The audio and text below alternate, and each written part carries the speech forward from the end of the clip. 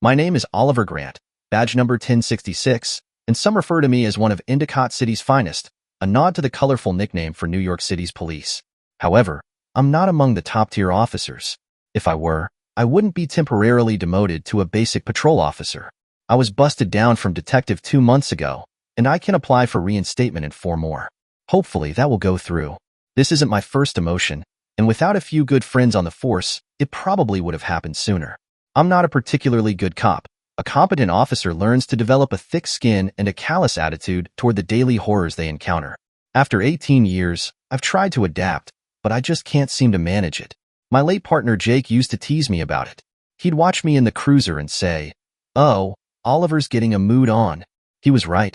I'd let my guard down and get angry about something. Good cops don't react that way. Jake identified 2 types of moods I experienced. One would develop gradually when I saw the lightweight, brown-nosing rookie getting fast-tracked past seasoned officers, only to be promoted over better candidates. It made me angry knowing he'd be in charge and putting lives at risk without proper experience. Jake would steer me away from those types because he knew I might confront them. A smart cop would be buttering up those guys. I really miss Jake Rizzo. We were partners for 13 years until one night, he suffered a massive stroke while rushing to the cruiser from a donut run in the rain. A tragic cop cliché. Right now, I don't have a regular partner because no one expects me to be in the cruiser for longer than these 4 months. So, I volunteer to train rookies on the job. For some reason, my boss, Captain Amelia Lee Bennett, believes my experience can help make them better officers and keep them safe. But it's another kind of mood that gets me into trouble, the kind that hits me suddenly, like now. I was wrapping up my shift when I got called to a crime scene involving a mugging and sexual assault. I dropped off my latest trainee and headed over, as I'm not allowed to work rookies off the clock. Here's the thing. The victim was a frail 77-year-old woman. The perp pushed her into the woods, stole her purse, ripped rings off her fingers, and forced her to perform BJ before assaulting her. A 77-year-old woman. Someone's great-grandmother. You can bet I was furious. If I had caught that scumsucker, it wouldn't just be police brutality. It would have been police mayhem. Of course, the guy got away. Don't they always? An ambulance should have been called, but due to budget cuts, there were none available for at least an hour. So, I was volunteered to drive her to Endicott General Emergency for treatment. If I had a choice, I'd rather be storming the neighborhood looking for the assaulter. Who knows what might have happened if I caught him? Maybe I just hurt him, or maybe a little of Jake's influence would have kicked in. A 77-year-old woman. The poor thing. But luckily for me, that wasn't my job. What I could do was talk to her and get her to talk to me. That took some time and patience.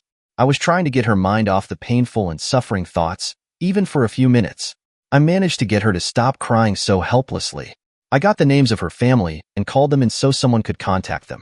And then I gently bundled her in the front seat of the cruiser and drove her to Endicott General Emergency for treatment, talking to her all the way, trying to get her mind off what had happened. I got her to talk a little about her family and her grandkids, anything to get her away from her terrorized mindset. I got a call from dispatch on the way over that her son was on the way. They got her in a wheelchair at the emergency entrance. I wished her luck, and she thanked me for my kindness, as if I had done anything. But the mood was still on me. Things like that happening. People like that sex offender free on the streets. I was in no big hurry to go home to an empty house, feeling like I did. Like most cops, I have to be careful of the booze, and there was a bottle of bourbon there, calling to me. Instead, I tried to lighten up and kill time, so I was just hanging around the ER, trying to flirt with the nurses. They tolerated me. For some reason, they thought I was one of the good guys. Not that a one of them would give damaged goods like me a tumble. Busted former detectives don't trump hot young interns. Busted marriage, dead-end career, busted nose, and damn few prospects summed me up. Anir has been at 43 with 2 years to go before a damned lonely retirement. That summary alone was worth a perpetual mood. I was telling them some almost lies about my exploits when a woman came in with her 2 young kids. Her name, I overheard, was Sophie Smithers. Theirs were Amy 5 and Zach 8. I'm naturally nosy. I overhear a lot.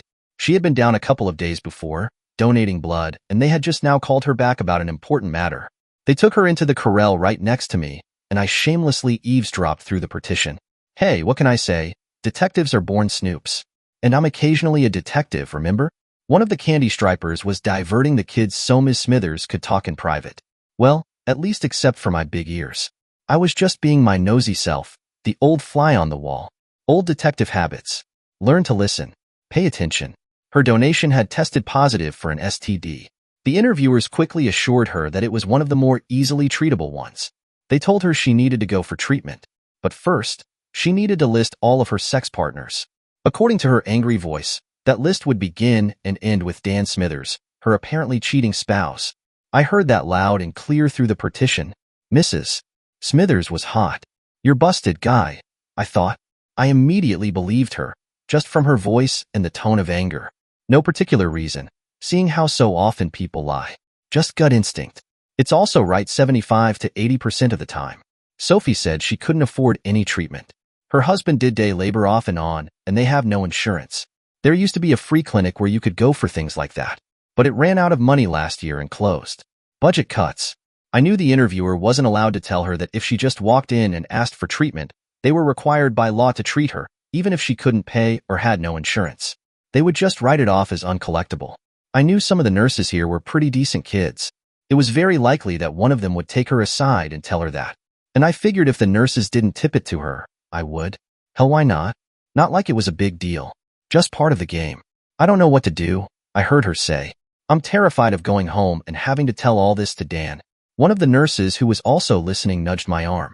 She whispered that Sophie had been in a couple of times for what they were pretty sure was physical abuse. I peeked around the partition at the woman, or what I could see of the woman. I could see her back, her neck and shoulders, and some of one arm. If you looked hard, you could see the telltale fading marks, finger marks and bruises. I couldn't see her face. My chatty nurse buddy whispered that they had called in charges against hubby Dan twice, but that Sophie had eventually refused to press charges. She explained the injuries by saying she was just clumsy. Jesus, I was so sick of hearing poor abused women say that crap. I understood why. They felt trapped and defenseless and all that. And they were right. There was no place to go. Our social services network was inadequate on its best days. Right now, what with budget cuts, it was getting worse. Since Sophie had said she was afraid to go home, one of the nurses asked her if she'd feel safer if a nice big handsome cop took her and the kids home. I looked around, figuring some other cop must have come in. Then I realized that was her joking and trying to yank my chain. I saw the other nurses and the candy striper grinning. Nice? Big? Handsome? Oliver Grant may be a lot of things, but nice? I'm no midget, but I'm a little undersized for your average cop. I'm a twice-busted nose and few scars away from getting back to playing. Jokers. The nurse with Sophie also knew I was at least a couple of hours off the end of my shift by now, trying to volunteer me for some more unpaid overtime. But she didn't know I was in a mood and could care less about going home to see Mr. Jim Beam. Sophie seemed doubtful. The nurse said it would beat waiting in the middle of the night with 2 tired kids for a bus. Everyone just assumed I was willing to do it. There were still some papers to be filled out and signed. During that time, Sophie and the nurse got into it about the abuse. Not arguing, just discussing. It seems like there's an endless cycle of abuse. Sophie talked freely, since she and the nurses were convinced there was nothing that could be done for her. They were just venting. There was no place for her to go, she said. Her parents and a brother had been killed in a traffic accident when she was 18. She had lived with her only remaining family, her grandmother, for 3 years until Graham had died of heart failure. She said she went to a shelter for abused women one time, but it had limited space, and Dan managed to track her there. He talked to the counselors and promised to be good. I snorted at that. Don't they always? That was the first time that Sophie was even aware of me. She took little notice of me, at first. I was just horning in. Her glance was cool, but not dismissive. I think she saw me as just another person who might be sympathetic, but would be of no help to her. It was my first real look at her. I saw a quietly attractive black-haired woman who might have been edging toward beautiful if the lines in her face weren't edging toward despair. She had a nice womanly shape, as I vaguely recalled what women looked like. Oh, it wasn't like love at first sight or any crap like that, but I felt there was something about Sophie. Something long dormant stirred in me. I know I liked the way she looked. Her figure wasn't va voom, more like hidden treasures to be sought and discovered. For a few moments, I was even forgetting that I was in a mood. Anyway, so Dan had promised to mend his ways, as they used to say. So she went back home, and there would be a few good weeks, and it all would start up again. The drinking and the yelling and the hands-on abuse. So far, all of his abuse had been aimed at her. The kids had been spared. So far. That would come, though. Experience told us that, the nurses and cops. If she called 911 for a domestic violence scene, the cops would come. But they were reluctant to do anything. Dan would apologize and kiss and make up and the cops would go away, glad to be out of it. Good cops, smart cops hate domestic violence calls. Often they erupt into violence against the responding officers, and about half the time the attack comes from the victim. True fact. So the cops can't help. If the children were in jeopardy, Child Protective Services would step in. But all CPS would do is take the kids away, and that would leave Sophie without her children and still at Dan's mercy. She has nowhere to go, no family left alive. There's the church for comfort, but no shelter. There are homeless shelters, but accommodations for a woman with 2 young children are rare and always filled. And the shelters often harbor thieves and sex offenders. They have easy pickings among defenseless women and children. There is no easy way out. Like the old routine goes, you can't get there from here. All of a sudden, I had this insane idea. I knew I could take Sophie and Amy and Zach to a place I knew was safe. I could hear Jake's voice telling me to be cool, to be professional, to not get involved. It was none of my business. Well, too late, old friend. I was already in a mood. Hell, I walked in the hospital with one, and I'd be walking out with a bigger one unless I could do something. Realistically, I knew I couldn't take them to my place. That was just a pipe dream, but I had to do something. Well, what I had been volunteered to do was to take them to their home to be with Dan, the man. That was giving me a notion, but I buried it for now. You know what bothered me the most? The kids. I had glommed onto the candy striper who had been talking and playing with them. A really nice kid named Tammy. She told me how their faces looked when they were told they were going back home. They just went dull, like a light in their eyes had been turned off, Tammy said. Can't anybody do anything to keep them safe? She was looking at me with her big baby blues.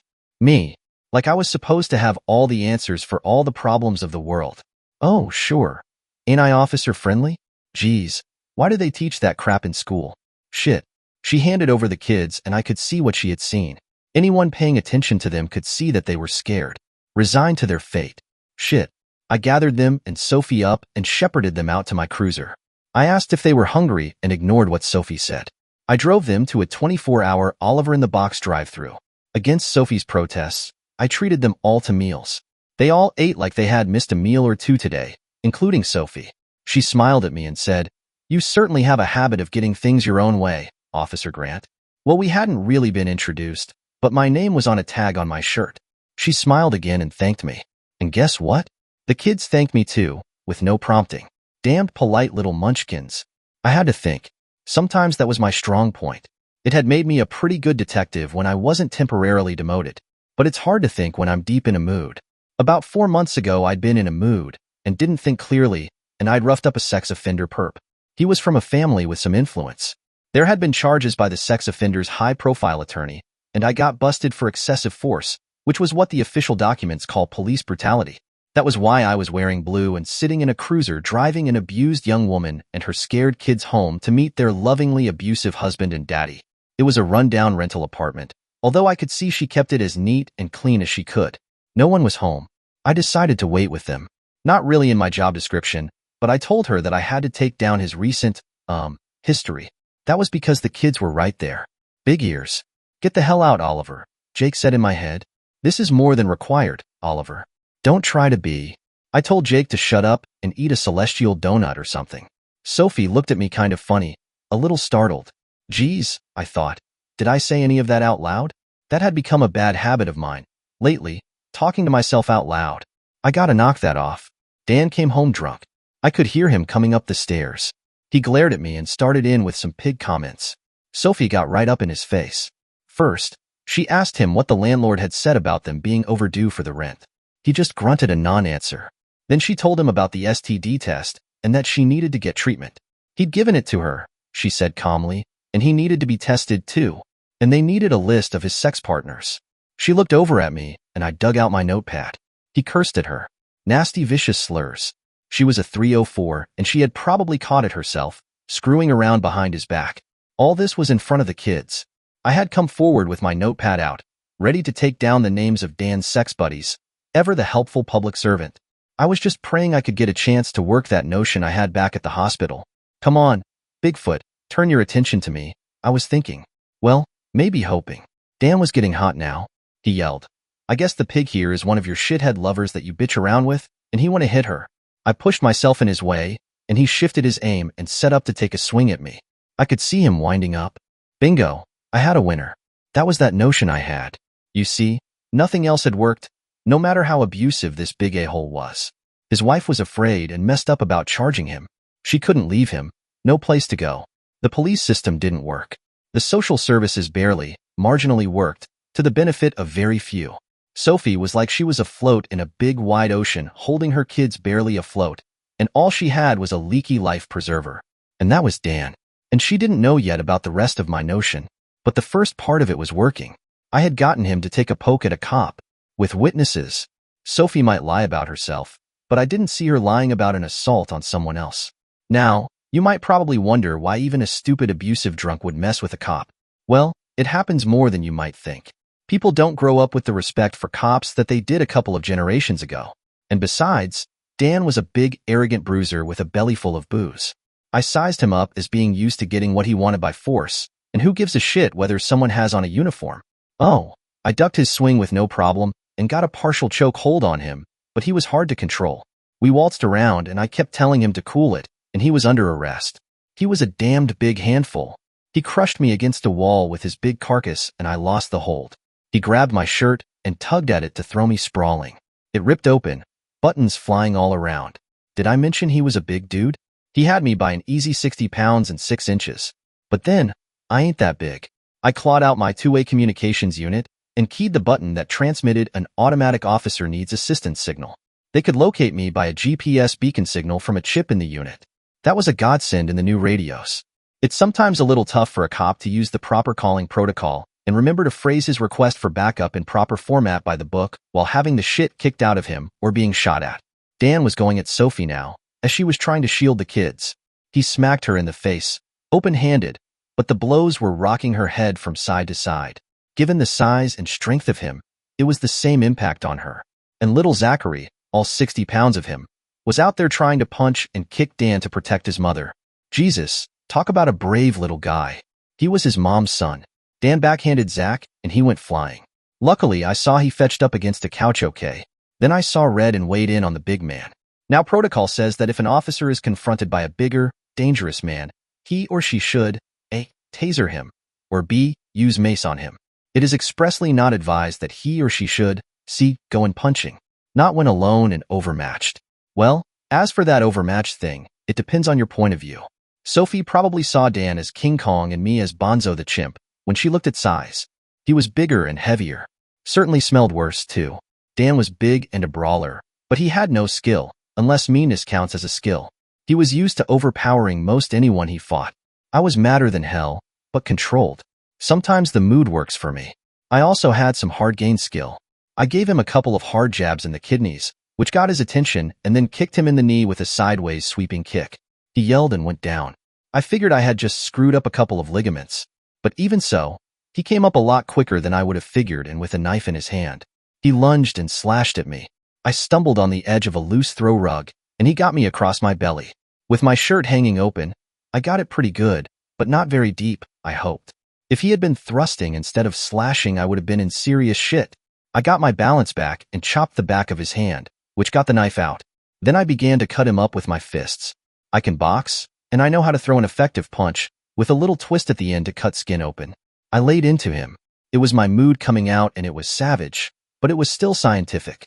I was punishing the sucker, cutting him across his face, laying open cuts over his brows that would bleed down into his eyes and blur his vision. How do you like it when it's someone your own size? I snarled. Well, that was a stupid thing to say under the circumstances, but I felt I was fighting bigger. I wasn't even anywhere near his size, but I was trained and cool and I took him out. He fought back and got me a couple of clumsy shots, but I slipped most of their force.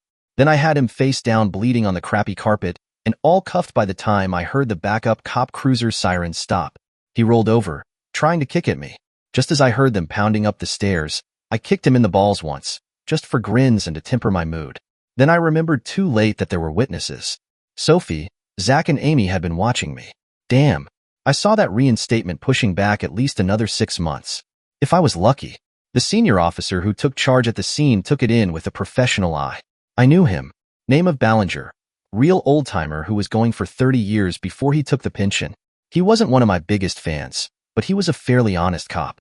He only took a little graft, little favors he thought were his due. He listened to my skimpy report without comment.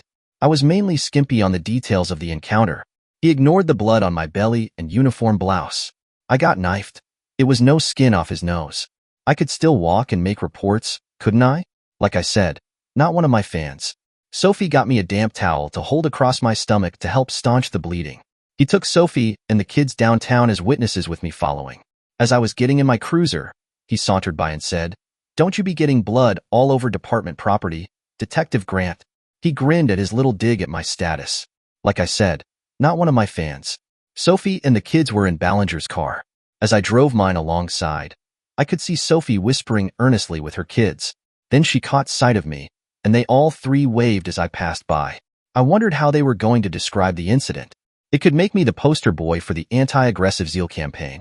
As I said, Captain Amelia Lee Bennett was still administratively my boss, since I was still likely to go back on as a detective some year. It wasn't worth transferring me to the Blues Brigade and then having to transfer me back whenever. So I sat outside her office making out my obligatory paperwork as the officer in charge, Ballinger, reported in Amelia Lee's office, and they talked. Then he left. But not before I heard, "Leaving it all in your hands, Captain. Like you want it." But he didn't use taser or mace, and I think the little prick went over the line, as usual. Then Amelia Lee brought in Sophie, Zach, Amy, and a stenographer, and closed the door. The stenographer sat with her arms folded while the two women and children talked a while off the record. I hoped that Amelia Lee was explaining to Sophie where I was with regard to my disciplinary record and how I was already in the shits for police brutality. Amelia Lee understands me. Rank aside, she is one of my protectors on the force and a very good friend. For some reason, she thinks I saved her life one day long ago when we were both street cops. It was no big thing. I just got lucky and took out a guy with a gun at her back. One shot through the ear. From the side. I was always a good shot. Practice, practice, practice. At last she called me in, and it was time for the formal statements. Amelia Lee broke protocol and let me hear theirs before I gave mine, which was way out of line. It informed me on what to say when my turn came. Sophie and Zach gave a cleaned-up version, minus some of my extra effort punches and the knee kick, and particularly the last kick, and emphasized how I was trying to protect them and fight off Dan, who was attacking them. Amy wasn't asked to do anything but nod when Amelia Lee asked her if she agreed. She nodded big time, and winked at me. The little scamp. They made a lot out of Dan's attack with the knife. The combination of the bloody knife in an evidence bag and my blood-soaked belly and torn up and bloody blue blouse seemed to carry some weight. I think it all made me look, well, maybe not good, but not too bad. Something about a cop being slashed with a knife covers up a lot of cop sins. By that time, the slash was beginning to hurt pretty badly. The towel had stopped the bleeding, but it hurt to do little things, like breathe. There was an on-call EMT sitting around outside, but Amelia Lee wanted to get the statements out of the way first. Amelia Lee asked me specifically why I did not use my taser or mace. I said that I had read police bulletins that said they both might be ineffective against large hostile individuals who were high on some illegal substances. I said that I feared that if I got close enough to use those methods, and they failed, I would be in danger, since the man was so large and powerful. And then Sophie and the children would have been defenseless. She asked why I thought that Dan might have been high on illegal substances. I said that why else would he have attacked an armed officer of the law? Why didn't I use my weapon? I looked over at the three innocent civilians. Couldn't risk a stray bullet. She asked me did I consider Dan to be large. I said he was damned well bigger than me. She asked for the record how big I was. I said 5 feet 9 inches and 170 pounds. She said that Dan was measured at the hospital at 6 feet 3 inches and 240 pounds. I said, that would make him fall in the bigger than me range, yes? Amelia Lee smiled. She said that the statements certainly established him as being hostile. I said I wouldn't have had much of a chance, then, would I? Him being all hostile. With a straight face, Amelia Lee asked me, considering Dan's size, possibly drugged state, and high level of hostility, how I had managed to subdue him. A combination of luck and clean living. Oh, and I had right on my side, I said. Amelia Lee laughed. Hell, even the stenographer laughed. I guess the two of them knew how I get when I'm in a mood. But then Sophie laughed too, which was strange. Sophie didn't know anything about me. I wondered how much Amelia Lee had told her. I had gone into the interview thinking, okay, maybe now it'll be another 6 or maybe even 12 months before I can apply for reinstatement, if ever. But in their statements, Zach and Amy backed up Sophie's version 100%. Amelia Lee had it all taken down as gospel, and with a straight face. She motioned for the children to leave first. As they left, but well before Sophie followed them out, Amelia Lee said, Nice work, you cocky a-hole, with a grin. I was sure that Sophie didn't miss any of that. When we were finally out in the bullpen, I got treatment for my slash from the on-call EMT. Sophie sent the kids to sit at a bench across the room. She seemed upset when I peeled off my blouse and unstuck the bloody towel, and she got a good look at it. Her face got pale. I don't think she had seen it well when everything was happening so fast. As she watched the guy stitching me up, she thanked me for saving her and the children. I thanked her for her completely accurate story, and I winked at her as I said it. I didn't want to be explicitly thanking her for covering my butt with the big-eared EMT there. She smiled as if we had a little secret between us. She said that Amelia Lee had told her something about my record. She also told me that Amelia Lee said she was counting the days until I could be reinstated as a detective. Damn, that sounded hopeful. I put on my blood-stiffened, buttonless, and slashed blue blouse, thinking, damn, I'm gonna have to buy a new one. I had thought I could make it to the reinstatement with the 3 I had. Sophie reached out tentatively and touched the bandage over the slash. Does it hurt much? Only when you touch it, I said, and she yanked her hand back, blurting out, oh, I'm so sorry. I quickly laughed and told her I was kidding. It doesn't hurt right now. My buddy Sully there used a local to numb it for the stitches. I ain't that tough. Sully was the EMT. He slapped me on the shoulder and said, you'll do till tough comes along, Oliver. He looked at Sophie and said, he'll be stiff and it'll hurt like hell tomorrow and for a few days though, ma'am. I waited until he left and then said, say, listen, I seem to be the duty chauffeur lately, Sophie. How about I give you 3 a ride home again? I'll hit another drive-through. You must be hungry again after all this mess tonight. Sophie beckoned the munchkins over. I'd noticed that they had watched the medical stuff pretty closely from where they had been sitting. They were enthusiastic over the prospect of some more greasy, salty food. I think the idea of going home to an apartment without an abusive dad was appealing too. I called and checked on Dan's status. He would be arraigned tomorrow on charges of assaulting an officer and, oh by the way, assaulting his wife and 7-year-old son. This time, Sophie said she was going through with the complaint for her and Zach. And of course, assaulting an officer would get Dan a lot of judicial attention. By the time we finished at Mickey D's, it was well into daylight, and the day workers were heading to work on the streets. Sophie asked if I had to go to work that day.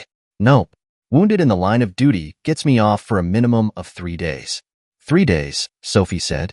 That's a coincidence. What is? We have an eviction notice for 3 days from yesterday, Sophie said. Dan hadn't worked much and had drunk up what wages he got. We've been eating on the charity of the church and our neighbors.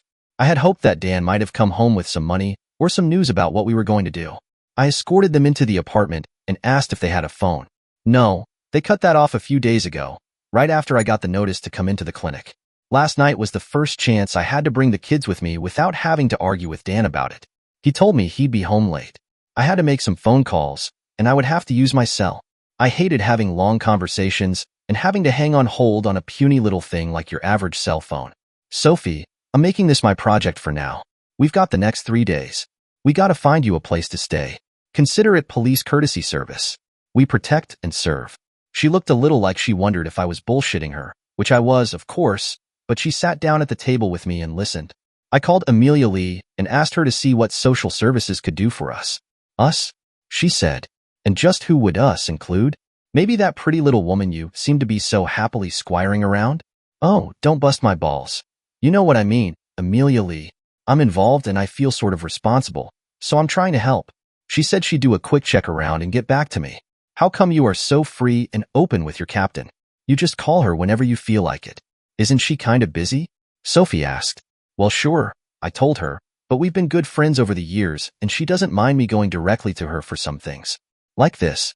If a captain asks around about things, she gets real answers, fast. Amelia Lee did finally call back, but without any good news. There were no family accommodations available anywhere in social services.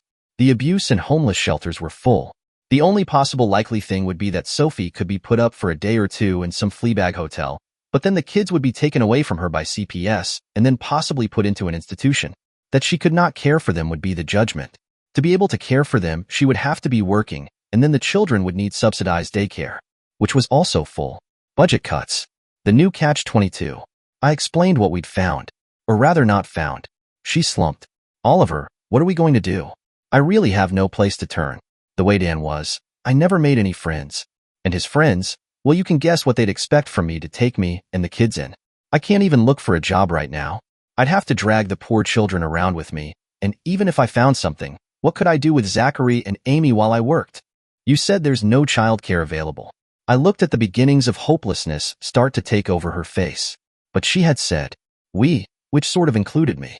Screw it, I thought. I gotta do something. I was getting an idea, but I was going to have to be subtle, which wasn't exactly my strong point. Listen, Sophie, I said, there's this guy I know who has a big old house that he's been thinking of turning into a kind of rooming house. He owes me some favors, and I think we can convince him to let you and the kids room there for a while. You might be able to swap some house cleaning and domestic work for room and board. She looked dubious. She started to say, I don't know, but I stopped her.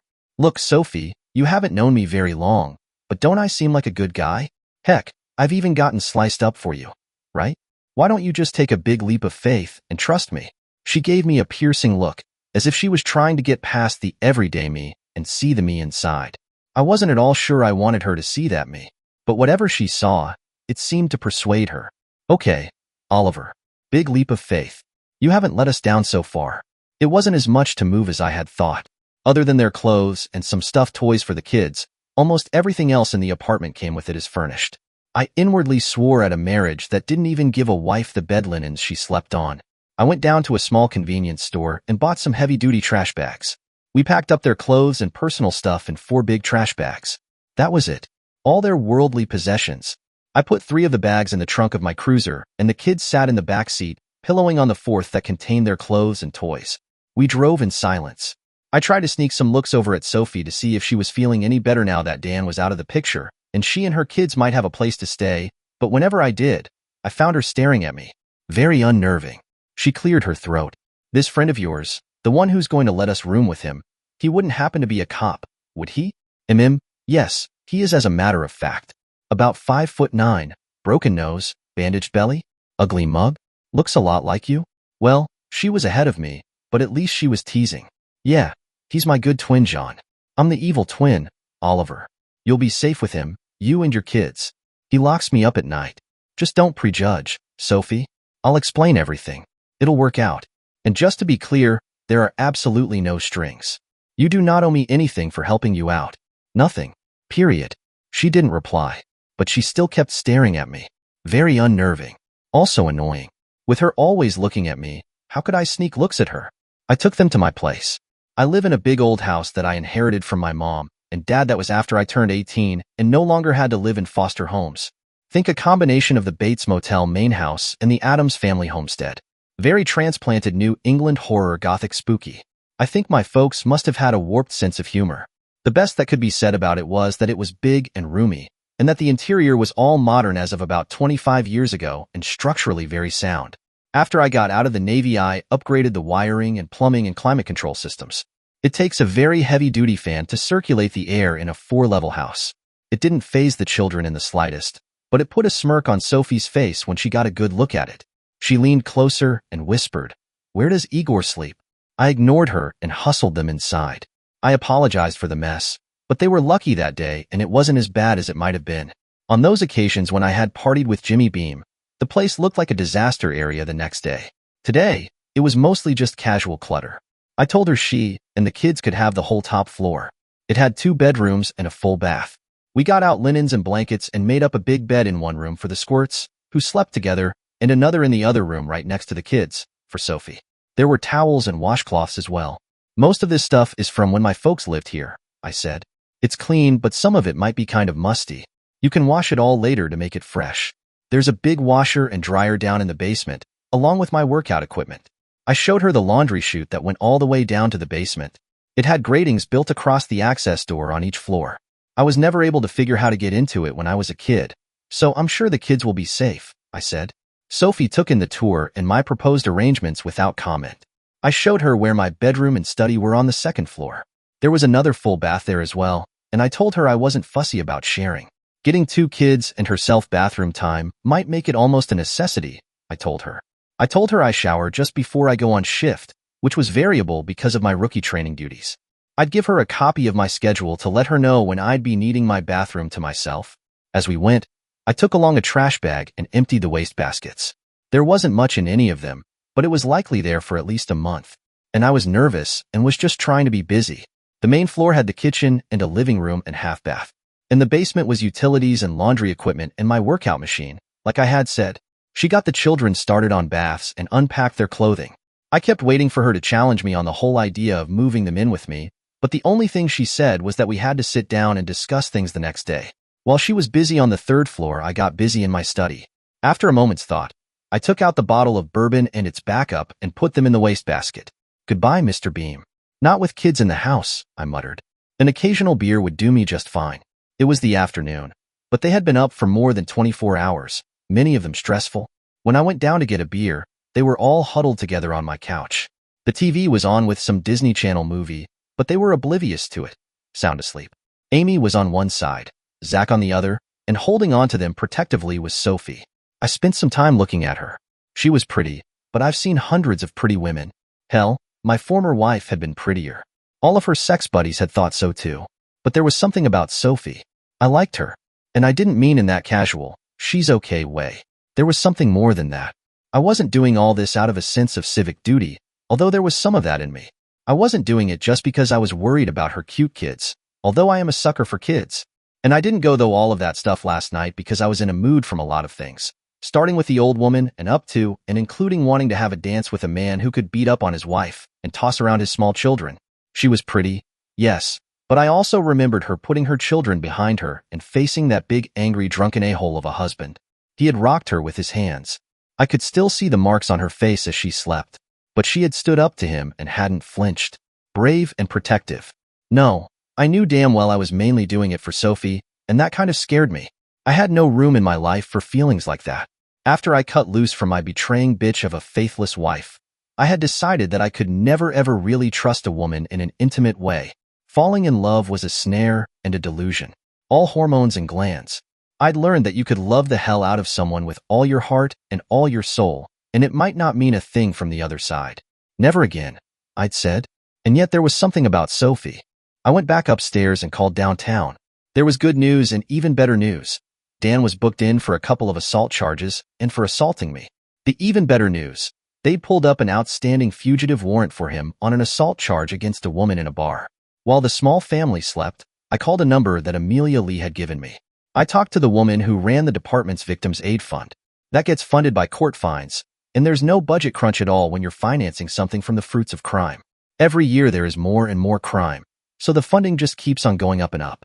When I began to explain the circumstances, she said she already knew about it. Thank you, Amelia Lee. She said they'd cover the STD treatments for Sophie and would test the kids, just to be safe. She passed on some other helpful info. I had the name of their church, and I called and asked for Reverend Johnson. I told him who I was and gave him a rundown on everything that had happened from meeting them at the emergency room on. He had heard something about it. I was going to pass over the scene at the apartment, but he asked me about Dan and I had to tell him, and he asked what the charges were, and I told him that.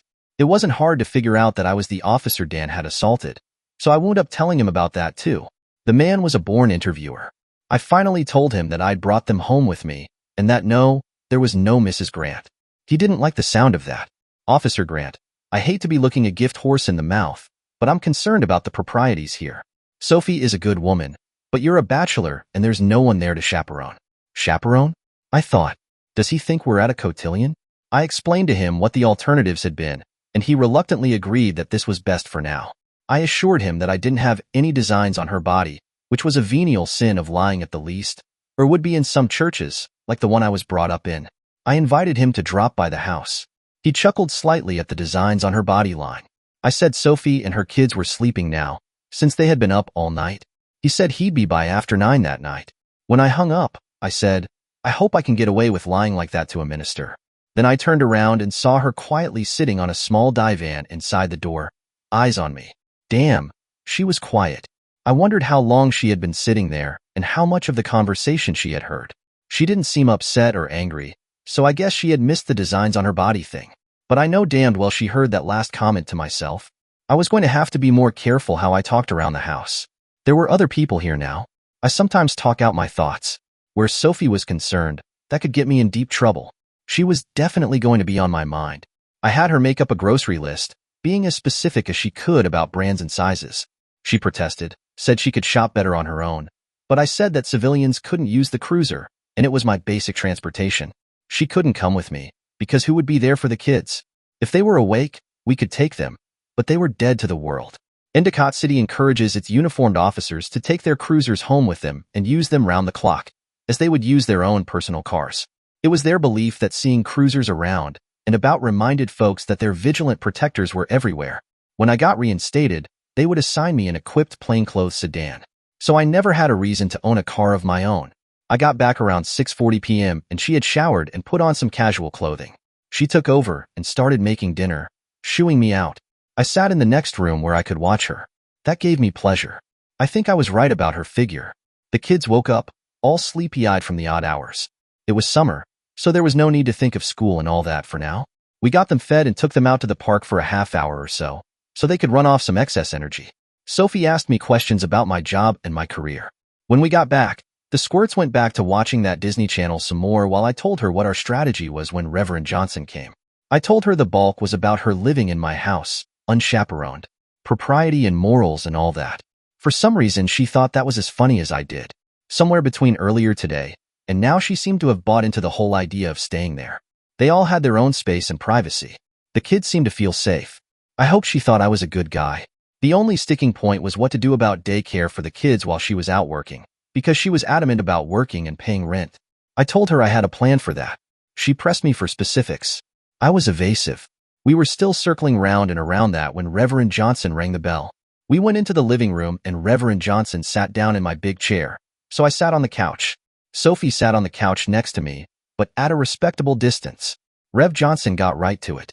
He said that he had checked my story out and it was true. There were simply no accommodations for Sophie and her kids, even in a private services network run by the churches. I hadn't known about that network and filed it away for future reference. He agreed that any scenario that split Sophie away from her kids had to be avoided at all costs, saying it was draconic. Whatever that means. So I asked what was wrong with what I was proposing, or rather doing, because they were already moved in.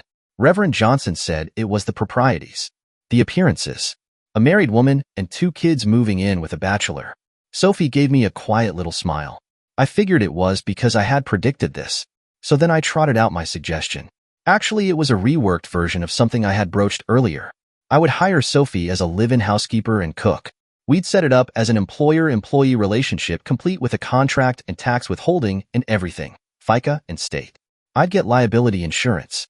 She and her children would have free room and board, and she would make $150 a week, which would net her around $100 a week.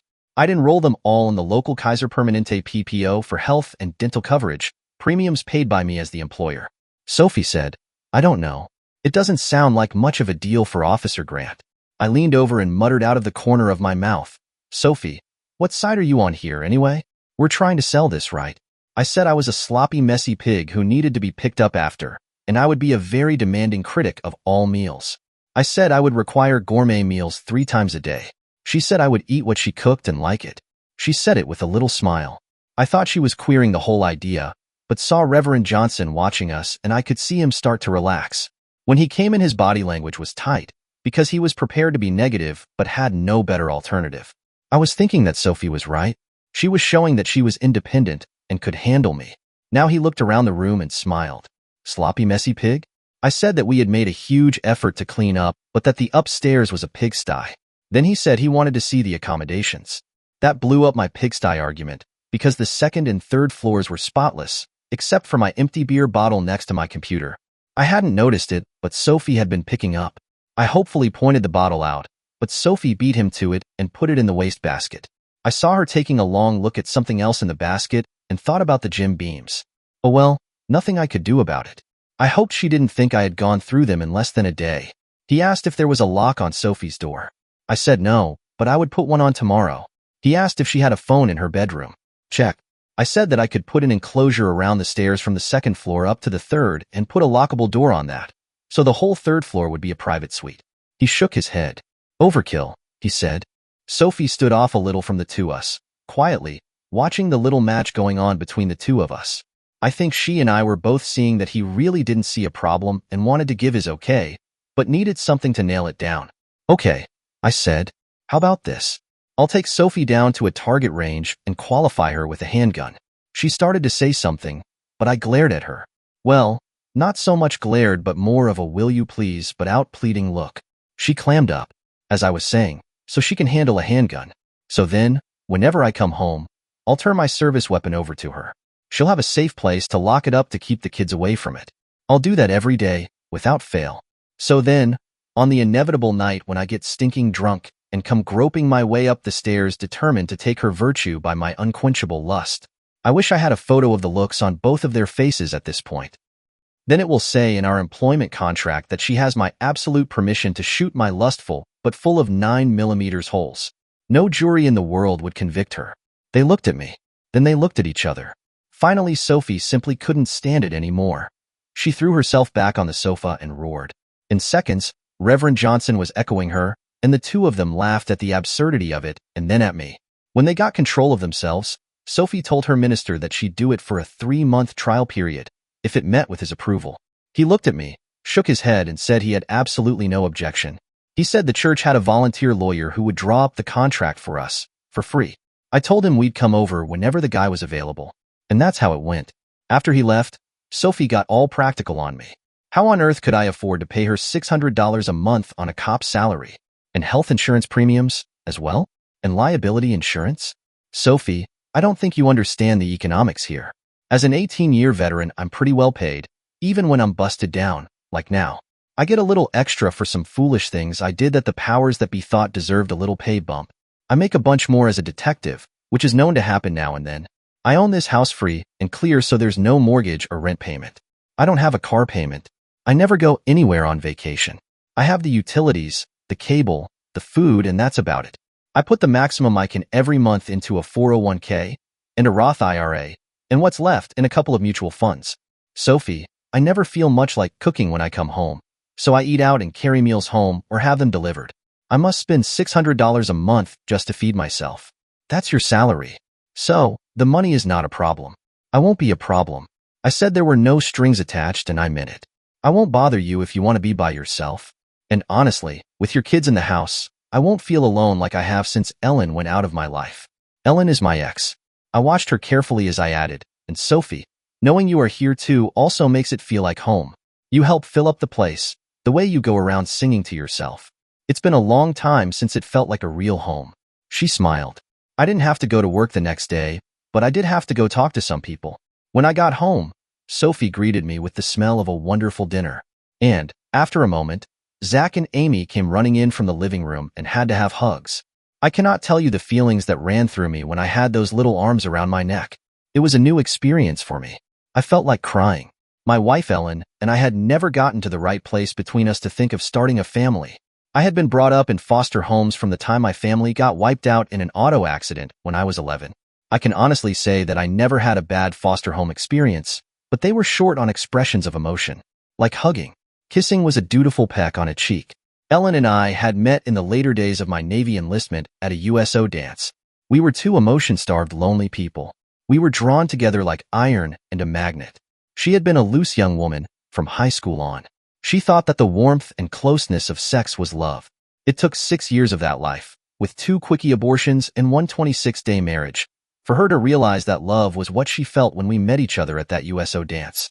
And other than holding her to dance, I'd never laid a hand on her. Once we settled on each other exclusively, she was honest about her sexual past. Mine was less colorful, but equally unfulfilling.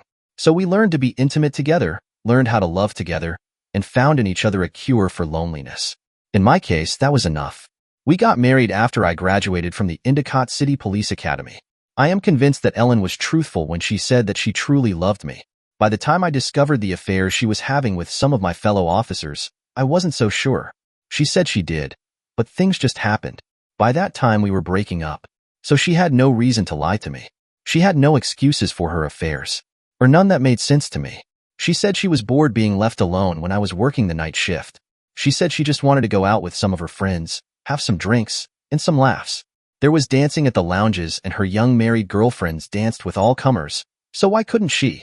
Of course, she never told me about any of this at the time, because she figured I wouldn't like it. She didn't see the harm in it. But it progressed. Combine booze and boredom and some nice-looking womanizer, and maybe some memories of her past, too. She slept with 6 guys, all brother officers except for one guy who just got lucky around closing time. Some of the cops had multiple times with her. Eventually, somebody took pity, or maybe wanted to rub my nose in it for revenge over some things I had said or done. I got the word dropped on me. I arranged with a friend named Kevin Sweeney to take my shift one night and went to see for myself. Cops have good surveillance skills. I observed Ellen in action at the lounge, then out in the back seat of a car, and finally for some time in a motel room. I didn't see what they did in the motel room, but she blew the guy in the car, so I could imagine. I needed proof that would stand up in court. I was going to try to gather it to use it for a divorce. Then all hell broke loose. Whoever had clued me in on Ellen's trysts had also clued in one of those ambush video shows. They staked out Ellen and intercepted me on my way down to spy on her. I guess I was not the usual compliant cheated upon husband. I was pissed off and ready to take out the smarmy host and his crew as well when I realized that they could make my life easier. They would get the proof I needed. Also, they couldn't put it on the air, but they get a lot of private party reels of adulterous couples doing the nasty. That was the kind of evidence I needed. So eventually I calmed down and went along, but not after scaring the shit out of most of the crew. They got good footage. It wasn't legal in court, but I could threaten to send it to her family. I used it to get extricated from Ellen. To this day, she still swears she loves me. I've never been able to understand how you can love someone and yet still go out and screw other people. She's now in her third marriage after ours and lives far away. But I digress. I made appointments and took Sophie and Amy and Zach down to the clinic subsidized by the Victims Aid Fund. They took the kids off to a special wing for children. They jollied them into letting the nurse stick them and draw blood to test them for STDs. It was unlikely, but we wanted to be sure. I held Sophie's hand while they gave her some potent cocktail shot to attack her disease. Then the intern asked if I had been exposed to her disease. We both said no, vigorously. I know that Sophie blushed. The shot laid her low for a couple of days, and when she was back on her feet, I had to take her back for a follow-up. The kids had tested clean. This time they got to play in the children's area. I held her hand again through the shot. The nurse told us this one might be a little tougher. It was designed to root out any remnants of the bugs and was pretty strong.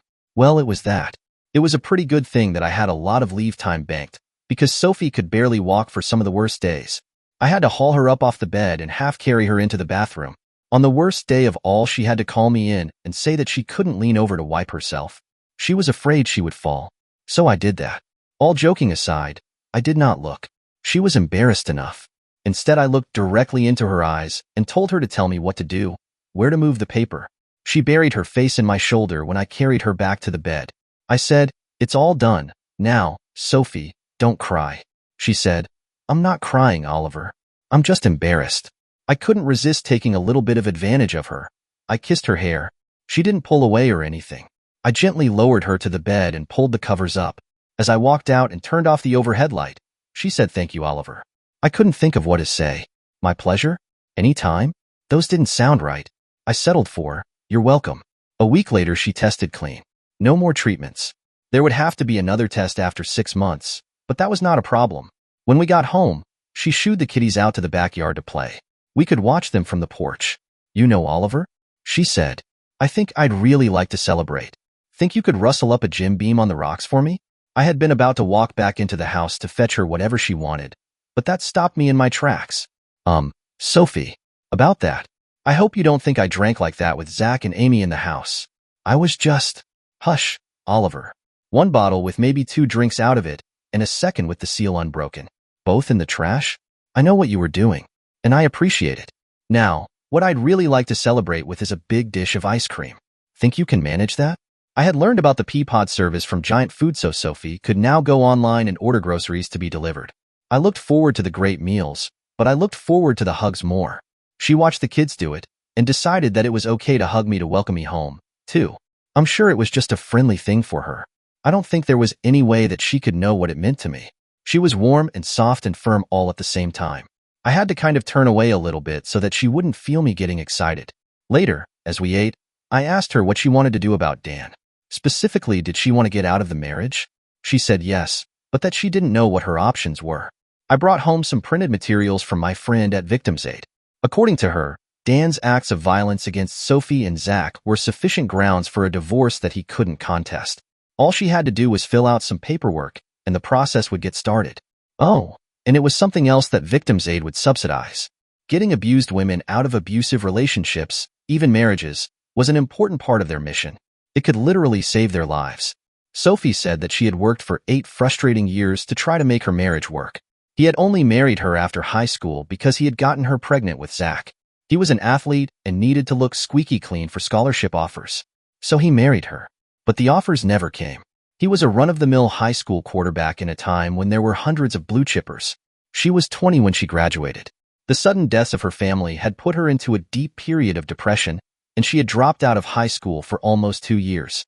When she returned, she had developed, and her good looks had attracted Dan. She was very shy and inexperienced, and had been easily lured into sex with him.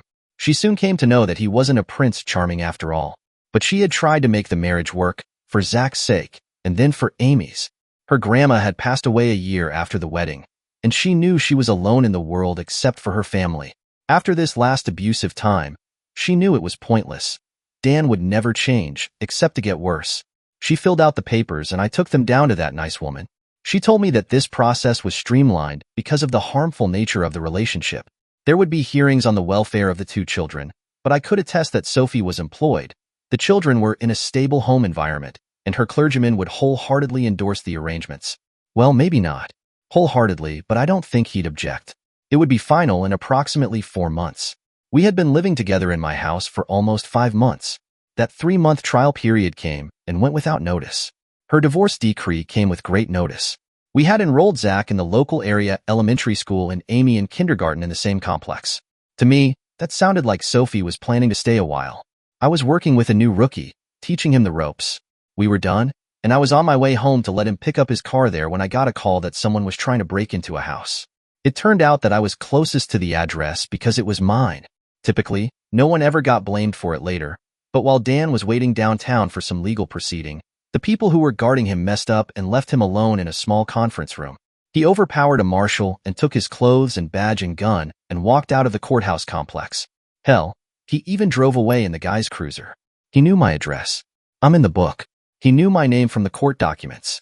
I don't know whether he knew that his wife and kids were there or not, but he had the marshal's gun and I figured he was coming to kill me. Well, you know all that stuff we preach to the citizenry about making your house secure? Well, guess what? I take it seriously at my house. The doors were solid and the ground-level window glass was tough and shatterproof. Sophie heard him banging trying to break in and called 911. The dispatcher knows me and my address, and she patched the call, though, to my unit. There were other units responding, too. When we came pulling up, I'd switched seats with the rook and had him drive by, slowly, honking the horn to tell the people inside that the cavalry had arrived and to distract Dan. That scumsucker was splashing gasoline on the house. He was trying to burn it down, and he could clearly see Sophie and his own kids in the upstairs bedroom window. I rolled out of the passenger's seat as the rook leaned on the horn to get Dan's attention. The rook ducked down as I'd told him, and the bullets that Dan fired through the windshield and side windows passed over his head. He got nailed by flying glass, but was in decent shape. Dan had been just about to start tossing matches at the house when he got distracted and began to shoot at the cruiser. He didn't see me rolling in the wake of the car until I was rising up on my knees and taking aim, just like at the range. He turned, stabbing in my direction with the marshal's automatic, and fired 2 times. One bullet that clipped my side was all I felt, although something made me stumble. I recovered and fired 2 quick shots that got him in the forehead and the mouth. It was moot which one killed him. I limped over and checked him for a pulse. Then I barked some police jargon into my two-way to alert the net that the situation was stabilized, but that we had cops that needed medical attention. Then I told the rook to turn the garden hose on the blaze, while I went up to the door. My leg hurt when I walked and I was limping. Before I could knock, it flew open and 3 swarming human missiles were on me. They knocked me down on the porch and I was enveloped in hugs and near drowned in tears of joy and relief. But my leg hurt. By the time other police were on the scene, the fire trucks were also here in the form of a pumper unit, and they soaked down the last of the scorched siding. I was up now and my 3 guys were close around me while Sully, my old buddy EMT, started patching me up. I was sitting on a gurney from the ambulance. This time the officer in charge was an old buddy of mine, one of the few on the force, named Kevin Sweeney. There was no question this time that I'd be going directly to the ER after field treatment. Sophie was sitting on the gurney, beside me on my right. Amy was on her lap. Zach was on my left side watching intently as Sully worked. I had my blue blouse off so Sully could get access to the bullet sear along my right side. It was shallow, but it had torn along the skin for 3+ inches and was still oozing blood. I was thinking that it had ruined my blue blouse, which just happened to be the new one I'd bought to replace the one that Dan had slashed. Damn, Sully joked. Dan was hard on my clothing allowance. Then Sully started joking to Sophie that I was in luck. I'd only gotten 3 days off for the slash. Mrs. Grant, he'll get 10 days off with pay for this. Bullet wounds rate a lot higher. Sophie glanced at me and didn't correct Sully's mistake. She leaned over to get a closer look at the bullet sear and put her hand on my right thigh. I stiffened and jerked upright as her touch sent a jolt of pain through me. Sully grumbled at me to hold still. Sophie took her hand off immediately and looked at the dark red stain on her hand. Sully, his leg is bleeding, she said. What? Where? He looked closer. Jesus Christ. This is not good. Then he was pushing me back to lie down supine on the gurney. I think someone took the kids away, but Sophie refused to leave. Sully opened my belt with its heavy load of cop gear. Then he tried to pull my pants down off my leg, but they stuck from the caked blood, and the pain shot up off the scales of human tolerance. I sort of passed out. Like I said, I ain't that tough. I said sort of, because I could still hear voices. Something about the second bullet tumbling and lodging very close to something? It felt like something cold and wet was being sprayed on my groin. I felt some pulling down there, but mostly I felt cold. I came to. Sophie was watching Sully work. I was cold because in addition to my blouse being off, so were my pants and shorts. Great, I thought. So I'm bare-assed. Only frontal view naked and Sophie has a front row seat. I was thinking of a certain Seinfeld episode. Sully was swathing me up with gauze and patting down around my groin. I understood now that the second bullet had hit me there. I wondered whether I might be singing soprano from now on. While I was pondering that, I was lifted up and into the ambulance. I passed out again. I came to during the ride. Sully had started 2 4-ports with hanging bags, one of the basic clear stuff, and the other with what looked like whole blood. Hang in with us, Oliver? Sully asked. We have to get some blood and Sarah into you, pal. You've been quietly leaking it out through your pants. They're prepping in ore for you, buddy. The bullet stopped right against your right femoral artery and nicked it a little bit. I got pressure packs on it to slow down the bleeding, but it'll take surgery to stop it. You are one lucky SOB. I looked at Sophie. Sully, move down here. Gotta ask you something. Private. I lowered my voice. Did it hit? Am I, like, castrated? He looked from my face to Sophie's and shook his head. Nope. All's good. You and the missus got nothing to worry about there. Clothes, but no cigar. I saw Sophie again didn't react as Sully continued to think she was my wife. I thought about that through the rest of the ride. The fluids were certainly doing their job and I wasn't hazy at all. I asked Sophie about the kids, and she said they were riding up front with Sully's EMT partner. I asked her how she felt about what I did to Dan. I'd killed her husband. Sad, a little. He wasn't always that bad. Relieved that he would never be able to frighten me or the kids again. Maybe that sounds cold, but you saw him. There was nothing there left to love. He was trying to burn us up. And grateful to you again, for saving our lives again. Then she leaned over and kissed me. It wasn't anything wild, not dueling tongues or anything like that, but I felt a growing constriction down where Sully had packed all the gauze. I came out of surgery early the next morning and got a clean bill of health from the surgeon. He gave me the bullet for a souvenir. You were fortunate that the EMT recognized how critical it was and stabilized it. The gurney was almost covered with your blood. I said okay, and then faded out from the meds. Damn, I thought as I wafted away, I was getting to be a regular junkie. They moved me to a semi-private room. The first visitors I had were Sophie and the kids. I guess Amy had cried all night, thinking I was gonna die. She had to be restrained from jumping on the bed to hug me. We managed to get some careful hugs and kisses in.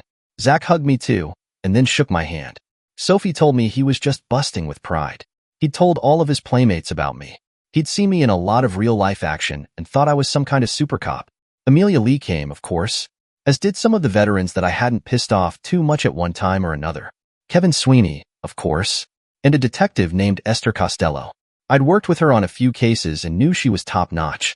Every single one of the rooks that I had trained over the years came by, too, some of them getting ready to go up for promotion. There were 11 of them. I was beginning to think my fan club was a little bigger than I had figured.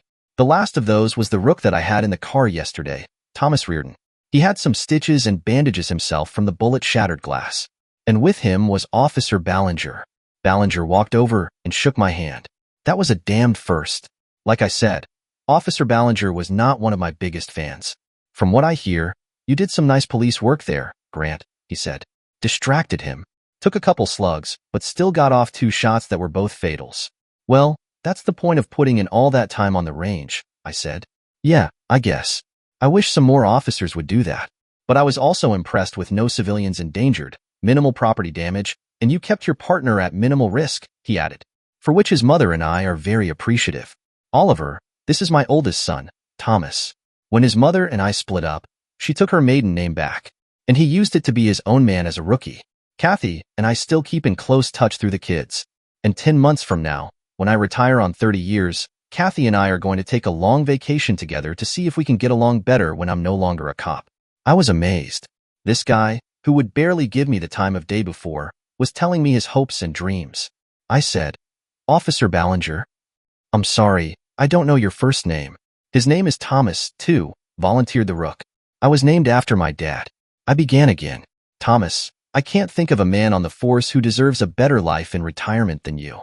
Oh, we had our differences, but despite them, I always knew you were a cop's cop. Good luck to you and all your family. He looked down on me, this weather-beaten, proud old veteran. Well, I didn't like some of the things you were poking at when you first came aboard. There were some things that went on that harmed no one in any real way, to my way of thinking, and you were all too squeaky clean and righteous about it for a raw new man. That's what I thought at the time. Later on, I began to see that maybe some things went deeper and dirtier than I chose to believe. And I also realized that you were rounding into a real cop. So, anyway, thanks again for me and my ex. You're doing a fine job with the rooks, and everyone knows it. I hope you get well from all this. I'd be ashamed to lose a good cop like you to some slimeball. I almost envy you your enforced time off. 2 bullet holes ought to get you 3 weeks sick time. He looked at Sophie. I've never formally met? And his eyes widened as he recognized her. I introduced Sophie as my housekeeper and cook and introduced him to Amy and Zach as well. He kept his face expressionless as he acknowledged them. About that point, I got the feeling Sophie was feeling a little uncomfortable under his gaze. They'd seen each other back at her old apartment when she was an abused wife. Sophie decided it was a good time to take her brood down to the cafeteria for lunch. After they left, Officer Thomas Ballinger Sr. sat down in the bedside chair. He was clearly trying to fit things together. Housekeeper and cook. Huh? Officer Grant, do you know what you are doing? Just what I think is the right thing, Thomas. I told her no strings. You know how lost a family like that would have been in the system. Call me Tom, Oliver. Okay. Yes. You are right. Good for you. But your powers of observation must be out of whack. You are crazy if you think that woman is going to be content to be your housekeeper. I see how she looks at you, and the way her kids do, too. By my count, I figure you've saved their lives 3 times, twice at peril of your own, and the 3rd time by saving them from the system. That can buy a whole lot of emotional commitment. And what I see is more than just hero worship. Trust me, I've seen a few things in my time. You are a hell of a lot more than any hero and employer to her. You could save yourself and them a lot of wasted time by asking her to marry you. That's my opinion, Oliver, whether you want it or not. It isn't that easy, Tom. Hell if it ain't, Oliver. Life is usually a hell of a lot more complicated than this. I can see you have feelings for her, and she damned sure has them for you. Bada bing. Don't try to make it more complicated than that. And with that, he stood up, shook my hand, as did his son, and left me stewing. Damn, I thought, is it that obvious on my side? I wasn't sure of what I felt, but whatever it was strong. And I guess it showed. I got discharged 3 days later when the doctors were certain that the stitches would hold and the damaged tissues were mending. I got 4 weeks off. Getting shot got you significant time off, and near-life-threatening shots bought you even more. Hell, I hadn't been off for 4 weeks in my entire career. Like Tom Ballinger, the powers within the department were impressed with my handling of the situation. Rookie Thomas Reardon Ballinger gave a very thorough and detailed account of the whole sequence. The mandatory inquiry gave me a clean report and commended my judgment and professionalism, particularly since I was working with a rookie for a partner. Amelia Lee came by and said that if I would put in my request for reinstatement next month, it might be granted even sooner than she had hinted before. Wow. After I had been home for 2 weeks, I was up and getting around pretty well. I got clearance from the docs to resume normal activities, although nothing too strenuous involving heavy lifting with my leg. Sophie seemed very pleased to hear that. In the middle of that next night, I was awakened by the sense of someone sliding into bed beside me. Before I was fully awake, I felt Sophie's lips on mine and her warm, sweet body pressing against me. It was a passionate kiss, I tell you that. I was never so hungry to explore someone's mouth. Finally, very reluctantly, it seemed, she broke away. Oliver, she whispered, I don't want to fight my feelings anymore. I want you. I want you to make love to me. I want us to be together. I felt how I excite you when I hug you. You can't deny your feelings." She snuggled closer and moved her hands over my body. She said she had talked about her feelings with Reverend Johnson. He told her that he could not condone what she wanted. He told her she and the children should leave. Leave? How could I ever leave you? You are everything to me and to Zach and Amy. How could I take the children away from you? They love you. You were a better father to them after a few weeks than Dan ever was over their whole lives. I wanted her. Oh dear Lord, how I wanted her. But I took her exploring hand in mine and said we needed to talk. I said I didn't want her just for sex. "Oh," she said, "so you really don't have designs on my body? Then what was the lie you told Reverend Johnson?" Shit. She remembered everything. She said that Reverend Johnson told her that he sympathized, but that it was wrong for unmarried people to know each other sexually, and a bad situation for the children. Lust was human, but the church didn't condone acting on it. I told her I wasn't much of a practicing Christian, but I understood. Then I got down on my creaky arthritic knee by the side of the bed. "Oliver, what are you doing?" "Proposing. Now I'd better get on with it, or my knee will stiffen, and I'll be down here on one knee the rest of the night." "You can't propose to me," she said. "You don't love me. You have feelings for me and desire, and I have the same for you. But that's not love. We can't marry if we're not in love." "Sophie," I said, "very good Catholics and Protestants have been marrying without being in love for centuries. They've married to join powerful families together, to bring tracts of land together, to bring peace between warring nations, even to avoid the scandal of out-of-wedlock pregnancy. The church hasn't turned a hair over it. Read your history. Hundreds of thousands of brides have come to their bridal bed barely knowing the man who they were going to screw. Pardon my language. It was okay by the church, as long as the proper vows were exchanged. I'll say to you right now that we have more going for us than most couples, including the ones who are supposedly madly in love with each other. Over half of those love matches fail. I have some damn serious lust for you, no question. But I also like you. I like the way you look in your hair, and your beautiful eyes, and the way you have dealt with all the shit that life has thrown at you. I admire your courage. I won't catalog all the body parts that I like, because that would take me all day." She permitted herself a snicker at that. Good, I thought. She's listening.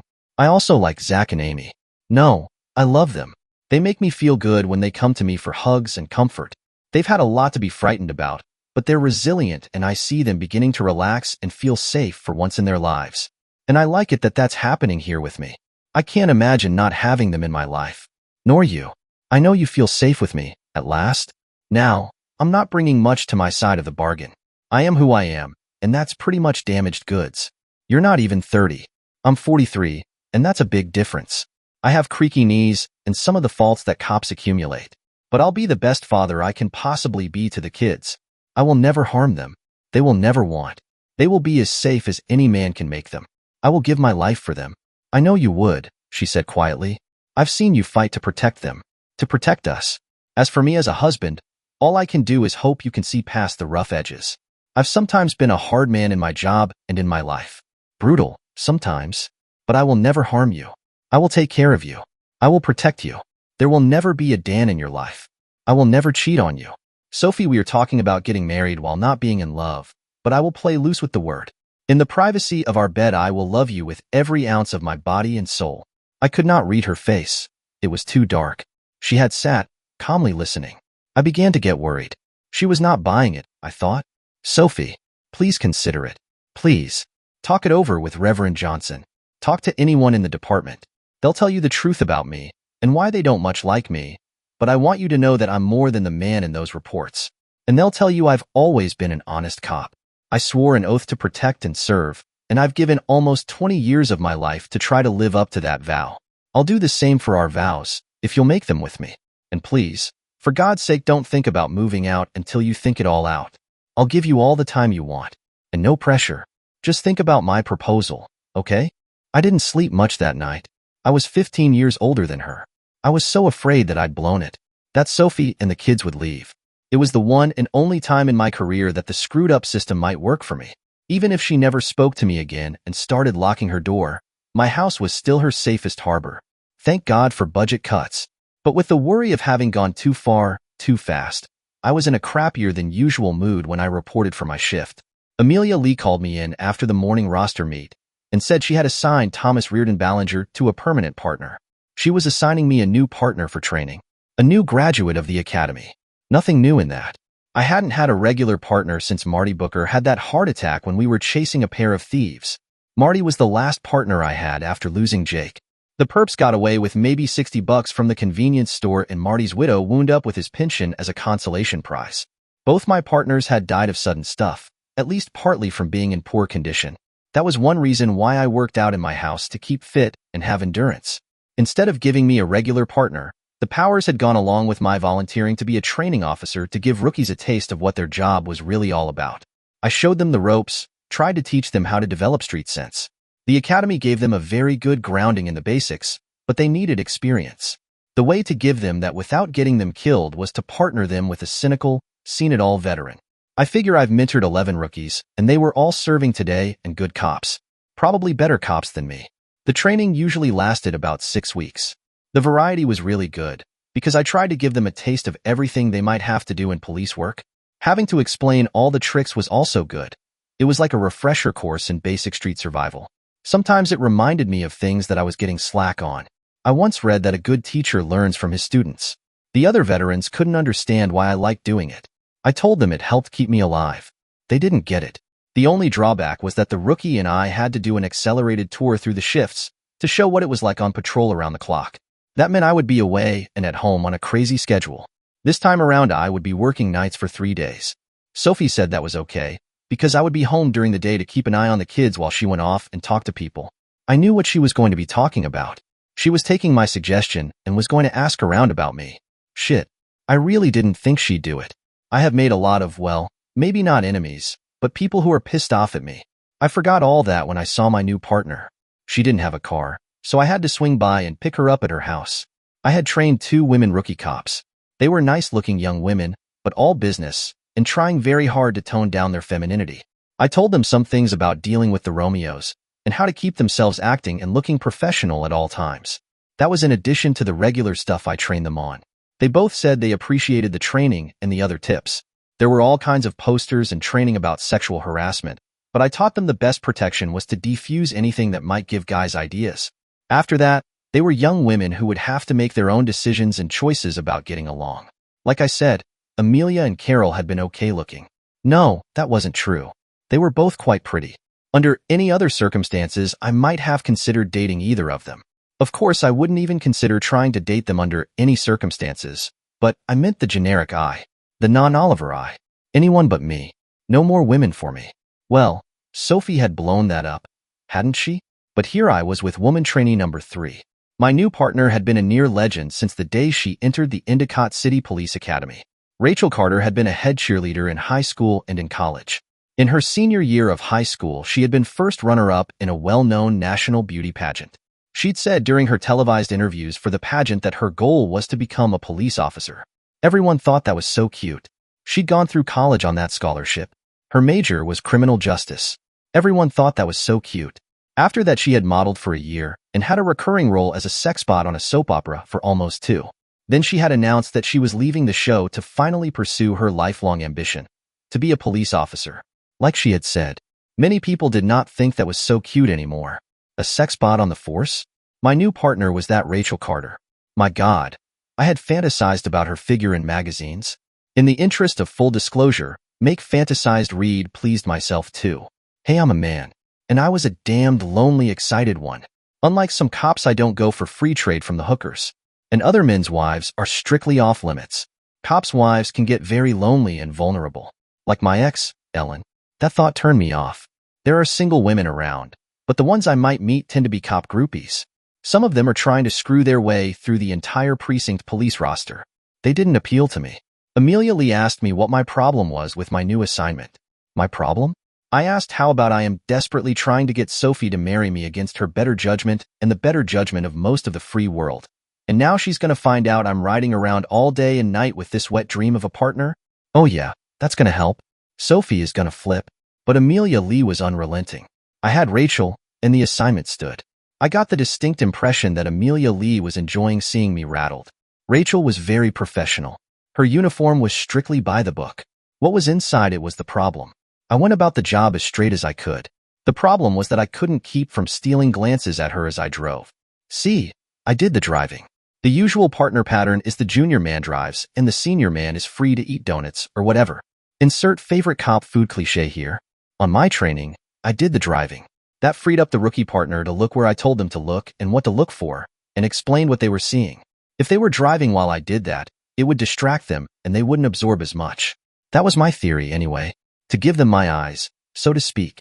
Rachel did everything I told her and took notes, which was a good sign. Nobody can remember everything. I went very much out of my way to treat her like everyone else, but I couldn't help sneaking looks. What she did to that uniform from inside was unbelievable. One day, while we were pulled over for a mid-ride meal, she came back from the all-night deli and climbed in bearing the sack of food. I was rummaging in the sack for my extra pickle when she said, very softly, "I'm sorry, Grant." Trainee Carter, do not tell me you forgot my damned extra pickle. No, for putting you through this. I know you didn't want to train me. I know I distract you. I know everyone thinks I'm some stupid empty-headed bimbo trying on a new outfit. Officer Barbie. She packed a lot of anger into those last two words. For maybe the first time, I turned myself in the seat and took a really good long look at her. Yes, she was a stunningly beautiful woman, but the picture of perfection was ruined by the tears trickling down her cheeks. Not ruining her makeup, I thought. She wasn't wearing any. Yes, she was a lovely young woman, but an unhappy one, and I felt something stir inside my gut. Yes, in my gut, not lower down. Hey, are you crying? There's no crying. There's no crying in cop work. The play on the Tom Hanks lines from A League of Their Own coaxed out a reluctant smile from Rachel. Officer Barbie. Huh? Yes, I've heard that. And other things a lot smuttier. Men are men, Rachel. Now, I'm a bit behind the PC curve, so you will have to excuse me if I use some sexist language. You and I are gonna have a real talk. Chickie, do you distract me? Yes. I had fantasize about 5 minutes ago. You are a gorgeous woman. You are a dream. I am sure you have been distracting men all your youth. Up to now it has always been an advantage. Now it has started to become a drawback. Rachel, I studied your record. You were a Dean's List student in college. Your academy grades were top-notch. You went through the physical screening test well within the required scores. So anyone would have to be a dunce to think you were empty-headed or unmotivated. The problem is that most people think this is some kind of a stunt. But I don't. You have been exactly what I want in a trainee. You ask no favors and soak it up as fast as I dump it on you. Unless there is an ambush camera hidden in that dumpster over there. I take your ambitions at face value. You want to be a cop. You made it through the academy. You're doing well with me, by my standards. So just keep focusing on your goal. So I look at you. Yes, other men do too. And since you're so spectacular, you get more of that attention. Some try to come on to you. Well, you've dealt with that all your life. But up to now, you just concentrated on doing the model shoot or on learning your lines and hitting your marks on the soap, right? She nodded. And if they didn't take the hint, I reported them to my producers. Or maybe I just would get one of my crewman buddies to take the a-hole aside. It's no different here. Do your job. The veterans soon learn who's genuine and who's not up to the job. The job has a way of weeding out who can't cut it. No reason I can see why you won't make it. Just ignore the a-holes. And listen to me. This is very important. You know all that stuff about the blue code of silence? When it comes to you and your personal boundaries, that's bullshit. It doesn't exist. If anyone gets out of line, call them on it. Challenge them on it. Tell them you won't stand for it. Report them if they're slow learners. Tell me. People like me will back you up. So will Amelia Lee. So will Detective Costello. They went through the same thing back when the older guys didn't want any women on the force. Consider this part of your rookie training, Rook Carter. It's just between you and me. Okay. By the way, I also go home and sneak peeks at my Sophie. I like to look at pretty women, and looking at both of you excites me. But that's my problem, not yours. Rachel laughed. Okay. And thank you. Okay. Next business. Did you, or did you not get my extra pickle? The rest of that shift went great. Rachel absolutely relaxed and was an ideal trainee. Near the end of the shift, she said she'd like to meet Sophie. Well, she would be at home when I got off, so against my better judgment, I said sure. I had worried about Sophie's opinion of me riding around all night with Rachel if she found out. I hadn't somehow gotten around to telling her about it. Now I decided to take it head on. I would have no secrets or misunderstandings with Sophie. I would introduce her to my luscious trainee. Did I mention about my death wish? Is she your fiancé? Rachel asked as we headed for my house. I wish. I've asked her to marry me, but she's not sure how she feels about that. Oliver, do you love her? A girl wants to know that. I think so, but I'm wary of telling her that.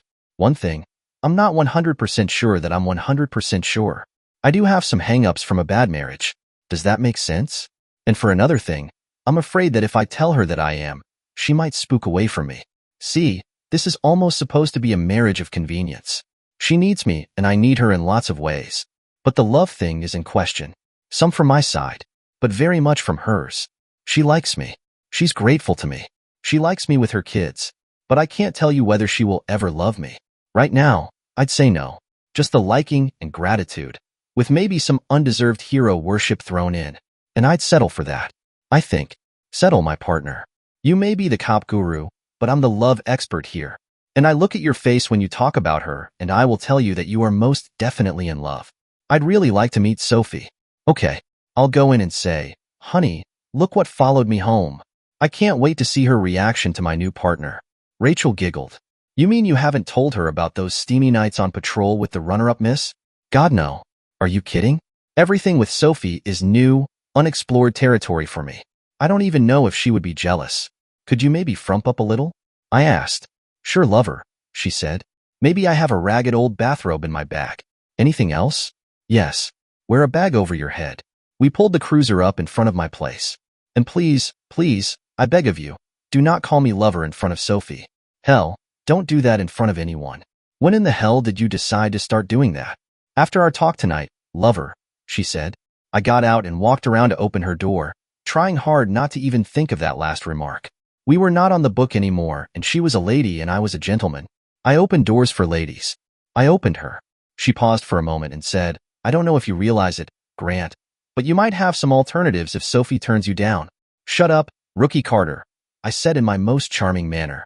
After my introduction of Rachel as my new trainee, there were distinct sounds from the initial puckering up of several sundry orifices on two people for different reasons. But Rachel was immediately into befriending Sophie. Her time in the public, I worked well for her. She charmed Amy, she charmed Zach, and she charmed the pants off of Sophie. The three girls visited for hours, while Zach and I went upstairs and worked on his Legos. I cranked up my ears. I didn't hear any unfriendly sounds. That was good. I did hear a lot of laughter, and I wasn't sure if that was good or bad. As far as I knew, the only thing they had in common to laugh at was me. They were down there for a long time. Zach got bored with the construction projects and started to watch a Disney movie on DVD. Sophie called us down for food. It was lunchtime? My God, how long have they been talking? And what about? Lunch was nice, except that I was on pins and needles. But nothing untoward happened. Sophie seemed to have made a genuine friend in Rachel, and vice versa. I thought that was great. Sophie had mentioned that she had never had any friends when she was married to Dan. As for any worries about jealousy, I guess I got my answer when Sophie insisted that I drive Rachel home. She wouldn't hear of calling a cab, so I drove Rachel home. As we neared her house, she was putting on lipstick. I was used to Sophie doing her makeup, just like Ellen used to do, so I thought nothing of it. Then she said, Oliver, I told Sophie that you were in love with her, but that you just hadn't fully realized it. Oh, and what did she say to that? Oh, she said she knew that, from right after she had moved in. She said it was written all over your face when you looked at her. She saw desire, but she also saw the love. That's why she was uncertain about the living arrangement at first. She didn't know how she felt then. And how does she feel now? Oh, Oliver, I can't reveal a girlfriend's secrets. Shit. I'll just hop out here, and you can watch me to the door, she said. Then just before she got out, she pulled my face to hers and kissed me. Not a tidy little goodnight peck either. A high-voltage warm wet one, complete with prehensile tongue. Then she was out and up to her door, and inside with a little wave. I don't think that I had responded much. What the hell was that all about? I muttered. It was hard to think about Rachel the trainee, Rachel the rookie, etc., with the memory of that kiss on my lips. Damn, that was what I was hoping for from Sophie. I just had the one taste that one time. I also couldn't help thinking back to what Rachel had said earlier. You know, you might have alternatives if Sophie turns you down. What was she talking about? Between that and remembering again how I had turned down Sophie for sex, I was one messed up cop puppy by the time I got home. But no matter how idiotic I felt for doing it, I was sure I had been right. Man, I was really getting confused. But the one thing I knew for sure now was that Rachel was right. I was absolutely in love with Sophie. I held that thought as I went into the house. Sophie looked hard at me and said, Amy and Zach are both down. Zach fell asleep watching The Lion King, and we wore Amy out making her one of the girls. she said, "Oliver, I think the time has come for us to talk." But before she headed into the living room, she tore off a piece of paper towel, wetted it, and handed it to me. "Wipe your face, Oliver." I did, and saw the lipstick. Damn, Rachel got me good. What now?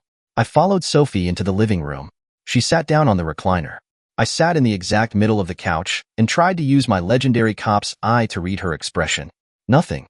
Shit, that never did work when I needed it. "Oliver, I've been thinking about what you said. You told me to take my time and I did. I've gone around and talked to people who know you well. Actually, we went around, Reverend Johnson and I. I wanted him to hear what I did and be able to help me come to a decision. By the way, he doesn't buy your historical argument about the value of going into a loveless marriage. He said that the culture and circumstances were very different from what they are now." I said I thought he was wrong. "Thing is, it isn't among royals or noble families now, like dukes and barons. It's among business families, banking houses, investment firms, and such. There are business arrangements made anchored on those marriages. But I know, who are you going to believe, an educated clergyman or a cop who's read a few books?" "So much for that," I thought. "We went to the courthouse and talked to some of the attorneys who knew you from court cases," Sophie began. "Reverend Johnson's collar seemed to open a lot of doors for us and encouraged people to talk to us. They all said that you were a pretty good cop. The prosecuting attorneys loved you as a witness. You were always prepared and couldn't be rattled on cross-examination. The defense lawyers said they felt the same, only it worked against their clients. Most of them thought you had a slight anger management problem. We talked to some marshals, too. They saw you the same as the lawyers did. One marshal was the guy that Dan jumped when he escaped. He said that because they recovered his badge and gun and cruiser from near your house, he didn't lose his job. So he's a big Oliver Grant fan. In your defense, one marshal said that the a-hole that you got busted down for had it coming. We talked to the senior judge, and he said most of his colleagues agreed to the same points about you. Good cop, good witness, a little too physical at times." As we were leaving, a courtroom reporter heard us and made a point of approaching us to add his opinion. He said that he thought you were basically an okay cop, but was a hothead. He said he tried to keep his distance from you. "Was this guy named Robeson?" I asked. She nodded. I shrugged. "He was the guy who stuck a camera and microphone in my face after a video crew from that Busting Cheaters TV show caught my wife cheating. The tame parts of that tape got splashed over the evening news. 'Wife of Cop Busted' was the headline. So Robeson caught me coming out of court after I had watched a murderer go free, after he'd scared all the witnesses into retracting their stories. I was in a mood. He wanted to know if I was professional enough to treat the cop who had cucked me, his words, like any other citizen who was presumed innocent until proven guilty. I told him on camera that if I could treat a backstabbing, glory-hounding weasel like him with due consideration, why not this other guy? Now, Sophie, I swear I never touched him on purpose. I was trying to get away from him, so I turned to avoid talking to him. He jumped in front of me as I started moving away. I barely touched him, but he pulled a dying swan act and claimed I'd pushed him. I got a reprimand for that." "Okay," she said. "Next we went to your precinct and talked to your colleagues and superiors. The opinions were mixed but somewhat harsher. Some people there don't like you very much, Oliver. They use expressions like holier than thou and real nit, picking hard man. As we went up the line, we asked other people about these critics. Apparently there are some cops who want to do some things that are winked at, but officially frowned upon. And you don't go along with that. Any reaction? Rebuttal? I believe in playing by the rules, yes, I said. Some don't. I make it clear what I think of them. Well, you'll be glad to hear that Reverend Johnson was pleased with the holier than thou part. One odd thing among all of your critics. When we asked them, everything else aside, how would they rate you as a cop? They all said that you were a very good cop. Every single one. She smiled at me. Since I was trying to get ahead of her and figure out where she was going, I clutched at the smile as a positive sign. But I kept waiting for the but. Then there is your disciplinary record. You were a detective, a pretty effective one, I gather, and then there was an incident 3 months ago, and you were reprimanded for excessive use of force and broken back to a blue uniform. You beat up a suspect of an assault. I want you to tell me about that. I already know the official version. Oh yes, the suspect of an assault. I was on foot in a high-crime area. It was one of those flood the streets moves to put more police presence out. Even detectives were put back in their blues and sent out on the streets. I heard some noise down an alley and went in to investigate. A large young man was vigorously assaulting a young girl. I used what was called excessive force to pull the guy out of her. Literally. They also thought that when I slammed him against the brick wall the second and third time it was excessive. I don't think that poor bloody little girl would have thought it was excessive. but she was unconscious by then, so she couldn't have testified about that part. A surveillance camera caught the action, him on her, and me slamming him against the wall. I thought it was more than 3 times, but the tape didn't lie. The scumsucker was the son of a businessman with ties to some politicians downtown. They couldn't do too much about the crime itself. That was impossible to cover up or play down. He got convicted, but they could influence the judge, who sent him up for some medium-length soft time. And they went after me for police brutality. I think they were trying to divert the public's attention from the circumstances of the assault. To appease the politicians and the public, they busted me down. I can go up again for detective again, sooner than I thought, and I'll get it. Maybe. Sophie listened to my explanation and nodded. Then she asked, "Did you ever see that young girl again?" "Sophie, don't ask me that. You don't want to know." She looked at me hard. "Tell me." I sighed. Teresa's father was straight out of, well, a very old conservative European culture. The family owns a restaurant a couple of blocks from that alley. "Sophie, are you sure you want to hear this?" "I think I have to know what your world is like," Sophie said. "Tell me." Well, apparently she did something at the restaurant that night, just playing around, and a stack of dishes got bumped off a sideboard and fell. Mr. Verdi sent her out to the alley with some pots to scrub, as punishment. The young assaulter had come down looking to pick up a hooker, but there were police everywhere, and he couldn't find the hookers at any of the usual spots. So he parked and started trolling through the alleyways. He was pretty drunk. When he saw Teresa, all he saw were curves in a t-shirt and shorts. He knew she wasn't a hooker, but she looked good. He grabbed her and carried her a couple of blocks away from behind the restaurant, with his hand over her mouth and punching her silly to shut her up. She was a tiny little thing, not more than 85 or 90 pounds. Then he started assaulting her. That's when I came along. So I stopped him. I was starting to breathe shallow and fast from having to relive it. When her father brought her back from the hospital, he told her she had dishonored the family. Somehow, getting assaulted was her fault.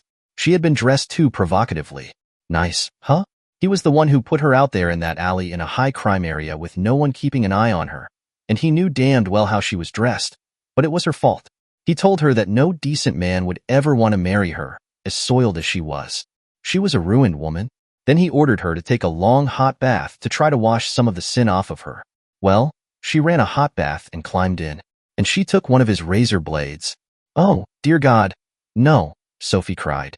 And she slashed her wrists and laid back in the hot water and went to sleep forever. So the last time I saw her was at the visitation. She looked like a sleeping angel in the casket. They would have to bury her in unhallowed ground because she had committed a sin by taking her own life. I had read the reports. Amelia Lee and Kevin Sweeney had to steer me away from Mr. Verdi. Sophie sat quietly weeping for a time, and I was doing the same. I kept seeing flashes of Teresa in her casket. She wiped her eyes and looked at her steno pad.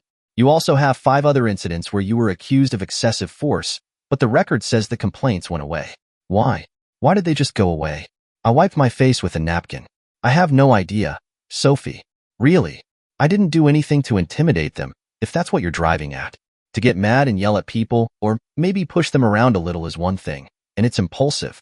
To go threaten them or try to bribe them would be a serious crime. I'm a cop, not a criminal. Maybe Amelia Lee talked them out of it. That's a guess. I really don't know." "Sophie, what are you driving at?" I had to ask. "Are you trying to convince yourself that I'm a bad guy?" She smiled at me and shook her head. The smile made me feel much better than the headshake. She was still on my side, maybe. Back to the steno pad. "On the other hand, you have been wounded in the line of duty 3 times before you even met me. So that's 2 more wounds. I must be a jinx for you, Oliver. And you have gotten 4 awards for bravery. And there may be 2 more awards, from what Amelia Lee told me. Both for taking Dan on, to protect us."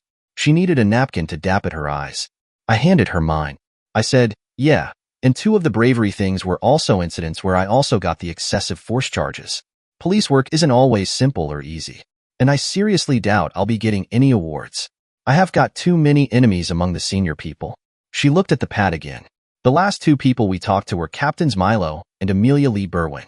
I knew Amelia Lee, of course. Oh, I thought. Bedspread is one of my most vocal critics. Amelia Lee is on my side, but she's in the minority. Captain Milo says you trample across departmental boundaries instead of getting clearance to work with his detectives. He also says that you have been openly critical of some of his people. Well, only the ones who are incompetent a-holes, I said in my defense. "Do you know what his bottom line opinion of you is?" "No, but I can guess," I said. He said that if he could ever pry you out of homicide, he'd transfer you into his unit in a heartbeat. Mouth and all. He said. She looked at her notes again. That you were a stiff-necked, difficult man to work with, at times, but also a sometimes brilliant, intuitive crime solver. Bedspread said that? Yes. And here is Amelia Lee's assessment. You are sometimes difficult, bordering on insubordinate, at times, toward your superior officers. You have pissed off many of the veterans, who have traditionally been a bit greedy. However, she agreed completely with Captain Milo's assessment of you. You are an excellent detective, and she will have the day marked on her calendar when she can get you back to casework. She further said that you are brave, resourceful, and are of impeccable integrity. Oh, and that it will be a cold day in hell when she would ever give you up to Captain Milo. Wow. Sophie turned the page and said, Amelia Lee also said that she considers you one of the finest, most decent men she has had the pleasure of serving with. And on a personal note, she added that if she wasn't already happily married, she'd be after your beat-up body herself. What? Sophie pushed on. Near the end, we spoke to a veteran officer named Dunhill. Know him? Yes. He's one of the old guard guys that I was pretty sure was dirty, taking small bribes. That's over for him now, but he didn't like the way I popped off at him a couple of times. They were holding him up as some kind of example of what a real good cop looked like. I mouthed off about the dirty money. Oh, he was pissed. We ran into each other over the years. We even worked together. One time we partnered in smashing into an apartment by sledgehammering in through the wall from the next apartment. He got winged by a slug, and I dragged his, but back out of the line of fire.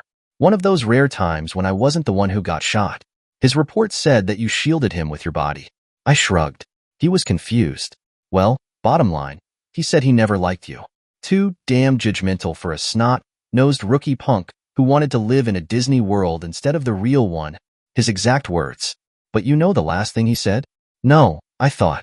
Do I want to hear this? I've been taking some abuse today. He said that if he ever had to go into a dark alley against an unknown enemy, you'd be the first one he'd call to back him up. And he said he knew you'd come if he called. Damn.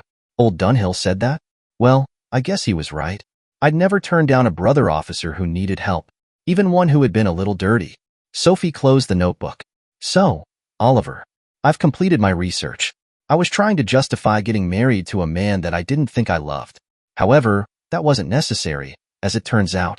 During these 2 days, as Rev. Johnson and I talked to people and to each other about the picture we were getting of you, I came to the realization that none of it mattered, because I came to recognize as I listened to what these people thought of you, that I love you.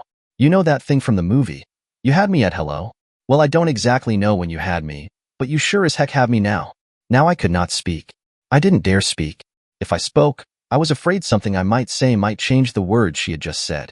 Once I realized that, I also realized that I didn't have the luxury of taking my time. Counting Amelia Lee as an outside shot, under unlikely circumstances, I also know that there are other competitors for you. Rachel told me that 2 young policewomen named Amelia and Carol would drop everything for a chance to land you, if they thought you were on the market. They consider you the best cop and the best unattached man in the department. So my competition includes the theoretical Amelia Lee and the very real Amelia and Carol. Rachel would be a 4th, but she has graciously taken herself out of the running because, well, she's my new friend, and friends don't steal each other's men. But she told me if I screwed up and didn't grab you, all bets were off. I simply could not believe all this. What was Sophie talking about? But it reminded me of something. Oh yeah, about Rachel. Listen, Sophie, about that lipstick thing. It wasn't my fault. Oh, don't worry about it, Oliver. Rachel called and told me all about that while you were on your way back. It was an impulse. She said that you enjoyed it, but that you didn't kiss back.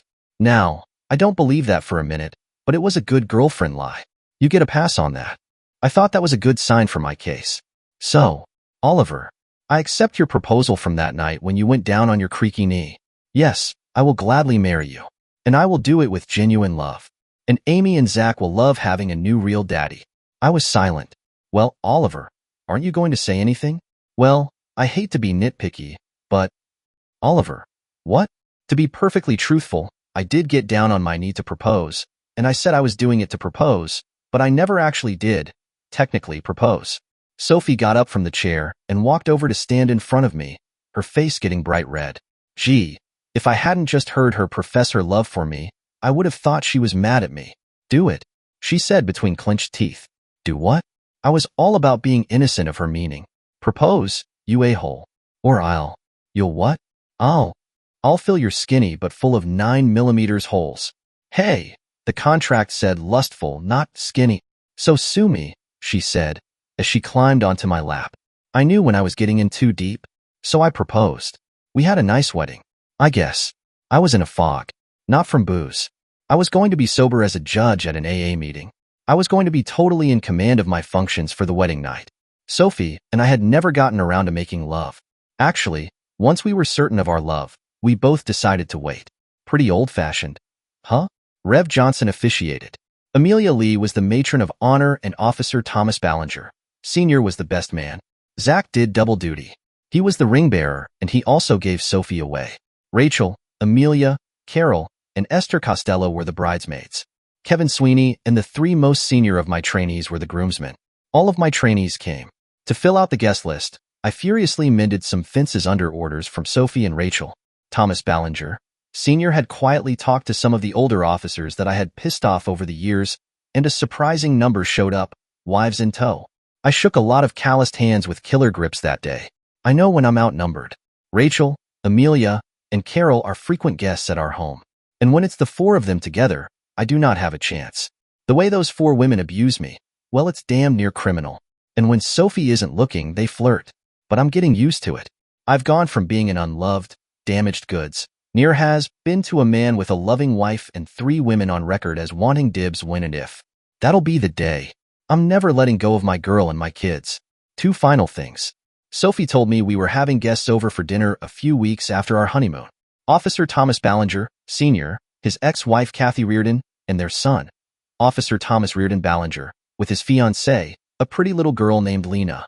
We had a very nice dinner, and the conversation was relaxed, although it tended to keep coming back to cop stuff. Sophie was telling them about her research on me. When she got to the part about me and the excessive force charges, Tom Ballinger harumphed. Sophie, I have to say something about that, he said. I've been on the force almost twice as long as Oliver, and you know how many excessive force complaints are on my record? 3.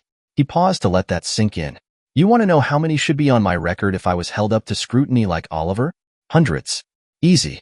The thing is, cops are under a lot of pressure to make judgment calls, and we often are dealing with angry physical people. So we have to be just as physical and push back. The difference between me and Oliver is I had a lot of friends who covered up for me and would get the complainants to back off and withdraw. It was intimidation, but that's how things were done. Now Oliver didn't make many of those kinds of friends.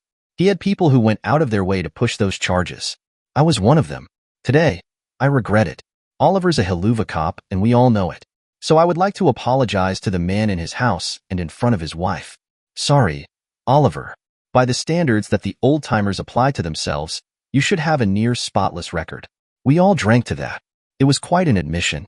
Later that evening, he asked me a lot of questions about the rookie mentoring that I did. He had been talking to his son and was beginning to think it was a good idea. I have 10 months to go. I'm thinking about putting in to do what you've been doing for the rest of my time. The rookies you've trained are much better young officers than the average. From what I hear, you're going to be out of the blues and back in homicide pretty soon. And I doubt you'll ever be out of it again. Then he asked me what I told the rookies about accepting favors and freebies. I tell them that taking a free cup of coffee or a beer on the house never corrupted anybody. But then it's a free breakfast and then free dinners and free booze delivered to your house. And where can you draw the line? I tell them it's a slippery slope, and they have to go by their own judgment and not by what they see being done by others. He nodded. You know, Oliver, I wish someone had said that to me 30 years ago. I think I would have been a better cop. That was the first thing I wanted to mention. That evening with the Ballingers. Thomas will make a terrific trainer. He knows so much more than me. Now for the second. It's brief, and you're going to get a laugh out of it. Amelia Lee is putting in for retirement, and you'll never guess who she has recommended for her replacement at homicide. Never gonna happen. What with all the enemies I have, but it's a damned nice gesture. Anyway, tomorrow I'm gonna tell her that it really should go to a better cop than me. Dear listeners, please share your thoughts in the comments section below, and don't forget to like, share, and subscribe.